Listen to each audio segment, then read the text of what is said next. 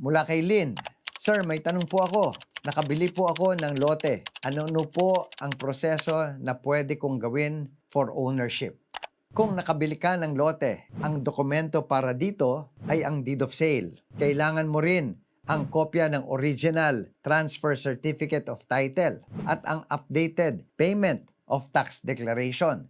Ang mga dokumentong ito ay dadalhin mo sa BIR upang mabayaran ang mga buwis. Ang babayarang buwis, ang capital gains tax, ang documentary stamp tax, at eventually ang transfer tax. Kapag nakuha na ninyo ang certificate authorizing registration, maaari nang dalhin sa Registry of Deeds upang mailipat ang titulo sa pangalan ninyo.